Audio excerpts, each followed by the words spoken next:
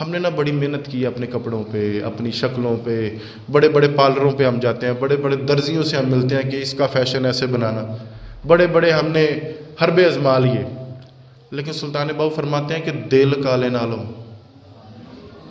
منہ کالا چنگا، دل کالے نالوں منہ کالا چنگا۔ اب یہ دل کی صفائی آج موضوع ہے نا، دل کالے نالوں منہ کالا چنگا۔ حضرت بلال حبشی رنگ کے گورے تھے کہ کالے تھے؟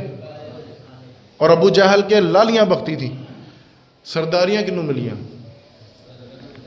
دل کالے نالوں منہ کالا چنگا، سرداریاں حضرت بلال کو ملی، دل کالے دل صاف تھا نا لیکن رنگ کے کالے تھے۔ حضور فرماتے ہیں کہ رب نہ تمہارا منہ دیکھتا ہے نہ تمہاری جیبیں دیکھتا ہے، رب تو تمہارا دل دیکھتا ہے، رب تو تمہارا دل دیکھتا ہے کہ دل میں تم نے کیا چھپایا ہوا ہے، دل میں تم نے کیا سجایا ہوا ہے، کیا تم نے حسد تو نہیں چھپایا ہوا، کیا تم نے کینہ تو نہیں چھپایا ہوا۔ اور دوسری طرف اولیاء ہے جنہوں نے رب رسول کی محبت سجائی ہوئی ہے، رب تو تمہارا دل دیکھتا ہے۔ ایک بابا جی کا ذکر ملتا ہے اور بڑا خوبصورت، اور نوجوان طبقہ اس ذرا خصوصی طور پہ میری بات پہ توجہ کیجیے گا۔ ایک بابا جی تھے، بابا مسکی کہتے ہیں خوشبو کو، وہ بابا جی جہاں پہ بھی جاتے تھے بڑی خوشبو آتی تھی، بڑی خوشبو آتی تھی۔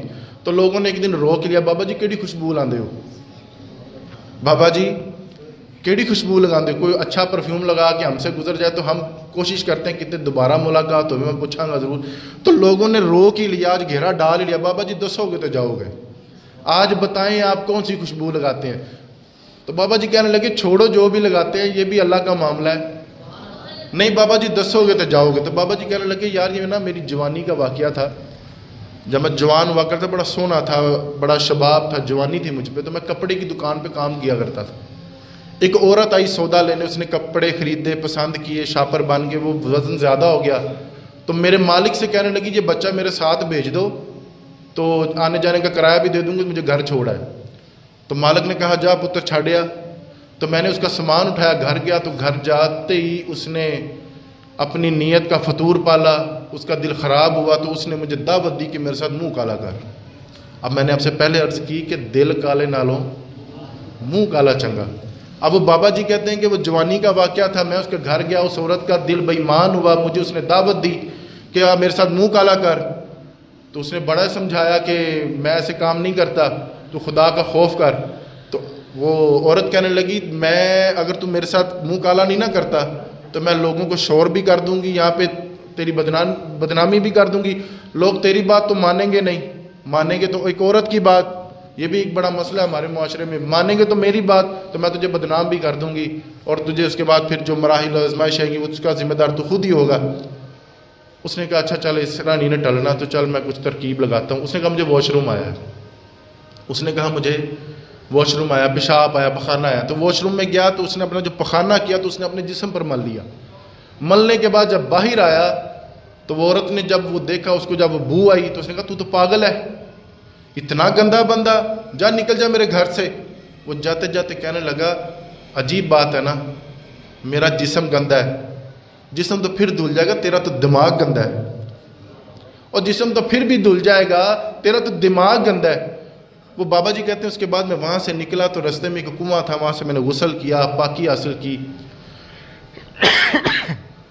جب میں نے غسل کر لیا، رات کو جب میں سویا نا تو حضرت یوسف علیہ السلام کے دیدار نصیب ہوا۔ حضرت یوسف علیہ السلام میرے خواب میں آئے تو آ کے مجھے تھپکی دی اور کہنے لگے او بیلیا تو امت محمدی کا امتی ہو کے وہ کام کیا جو میں نے نبی ہو کے کیا تھا، تو نے وہ کام کیا ہے، ایک امتی ہو کے، وہ بھی نبی پاک کے امتی ہو کے تو نے وہ کام کیا جو میں نے نبی ہو کے کیا تھا۔ انہوں نے جب مجھے اپنے گلے سے لگایا، ہاتھ پھیرا، لوگوں مجھے اللہ کی عزت کی قسم میں نے کبھی بھی خوشبو نہیں لگائی، یہ خوشبوئیں تب سے ہی آ رہی ہیں۔ یار اپنا دل صاف تو کر کے دیکھیں، یہ اپنے دل کی میل کچیل کو ذرا باہر تو نکال کے دیکھیں۔ اس پرفتن دور میں وہ بابا جی کیا فرماتے ہیں نا کہ دل کالے نالوں، اچھا بول گئے، دل کالے نالوں، ہاں اس بات کو پلے باندھ۔ امام غزالی سے کسی نے پوچھا تھا کہ رب آسمانوں میں ہے یا زمینوں میں؟ رب آسمان میں ہے یا زمین میں ہے؟ امام غزالی فرماتے ہیں کہ نہ آسمان میں ہے نہ زمین میں ہے، رب تو بندہ مومن کے دل میں ہے، بندہ مومن کے۔ لیکن دل کی ذرا صفائی، جب صفائی ہو جائے پھر اس میں رب، اور جب رب آ جائے تو پھر آپ سوچیں اتنی بڑی رب کی ذات ہے، اور جس دل میں رب ہے یار وہ دل کتنا بڑا ہوگا، اس میں معاف کرنے کے جذبات کتنے ہوں گے، لوگوں کی مدد کرنے کے جذبات کتنے ہوں گے، لوگوں کی خیر خواہی نیک نامی کے جذبات کتنے ہوں گے جس دل میں رب آ جائے۔ امام غزالی فرماتے ہیں کہ رب تو بندہ مومن کے دل میں ہے، دل میں۔ لیکن اگر کوئی پیشانے تو اگر کوئی دل دریا سمندروں ڈونگے تو کون دلا دیا پیشانے۔ اب جس نے رب کو اپنے دل میں جگہ دی ہو، دل دریا سمندروں ڈونگے۔ حضرت عمر رضی اللہ تعالیٰ عنہ، آپ کا ایک بڑا عجیب قول ہے، مجھے کبھی سمجھ تو نہیں آئی لیکن میں نے اپنے موضوع کا حصہ بنایا، اللہ کرے آپ کو سمجھ آ جائے، لیکن واللہ مجھے سمجھ نہیں آئی۔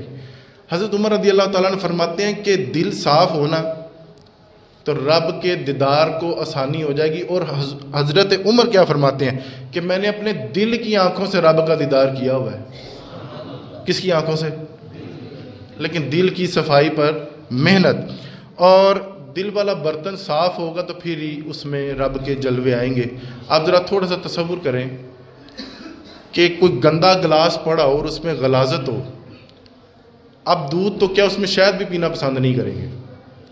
اچھا اس گلاس کو اپنے دھو بھی لیا ہے لیکن کئیوں کی طبیعت نہیں مانتی، کئیوں کی طبیعت ہے، لیکن اس پر پھر محنت کی جائے، اس کو ذرا اچھے طریقے سے صاف کیا۔ حضرت مجدد الفسانی رحمۃ اللہ تعالیٰ علیہ، اتنا بڑا نام ہے، اتنا بڑا نام ہے۔ آپ فرماتے، کسی نے پوچھا آپ کو مجدد کا درجہ کیسے ملا؟ آپ فرماتے ہیں کہ ایک دن میں اپنی مسجد کا واش روم صاف کر رہا تھا تو ایک ٹوٹا ہوا پیالہ پڑا ہوا تھا اور اس میں میرے اللہ کا نام کندہ تھا، ٹوٹے ہوئے پیالہ اور جو واش روم میں پڑا اس میں اللہ کا نام پڑا ہوا، اور میں نے سوچا یار میرے اللہ کا نام اور واش روم اور اس حال میں نے وہ پیالہ اٹھایا، اس کو صاف کیا، دھویا، اس کو پھر خوشبو لگائی، ساری زندگی میں نے اسی پیالے میں پانی پیا ہے، اسی پیالے میں پانی پیا ہے، اور اس کی وسادت سے، اس فضیلت سے رب نے مجھے یہ مجدد کا درجہ دیا ہے۔ اس اپنا دل تو صاف کر کے دیکھیں صاحب، اب یقین کریں